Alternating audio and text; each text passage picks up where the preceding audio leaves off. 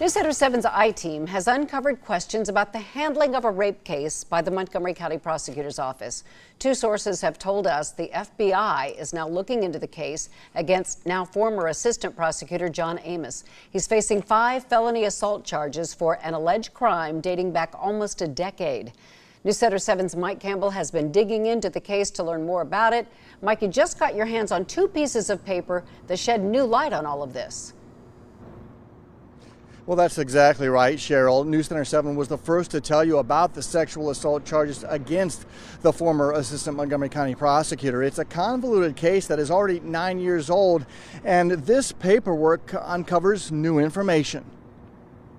John Amos began work at the prosecutor's office in 2000 and moved up, handling violent crime cases starting in 2014. He was the prosecutor on the Victor Santana case last year, more than a year after the prosecutor's office was notified of a potential rape investigation involving him, and months after that report was finalized and turned over to the prosecutor's office. 2 different sources in the Dayton legal community have told News Center 7 this week that the FBI was asked to investigate the handling of the case by the Montgomery County Prosecutor's Office. I reached out to the Dayton FBI office spokesperson who told me, as a matter of DOJ, Department of Justice policy, the FBI cannot confirm or deny the existence of a potential investigation. The Montgomery County Prosecutor's Office told us that when the law enforcement investigation was complete 17 months ago, as is standard practice whenever there is a potential conflict of interest, an outside county prosecutor was immediately asked to act as a special prosecutor, and the case was turned over to them.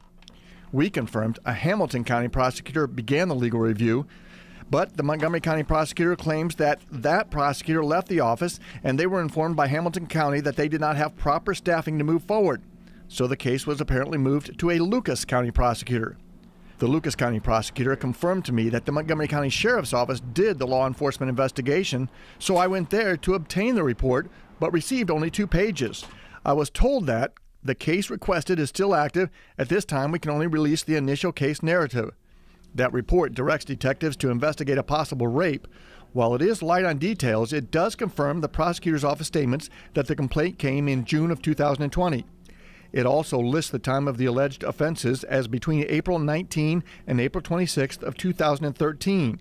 That's 7 years before the complaint was filed and 9 years before charges were finally approved. Sources familiar with the investigation had indicated to News Center 7 the incident may have begun at a business in the Austin Landing complex, and the report does list 2 potential addresses related to the incident, one on Austin Boulevard, one on Washington Church Road. I reached out to the lawyer that filed to represent John Amos, have not yet received a reply.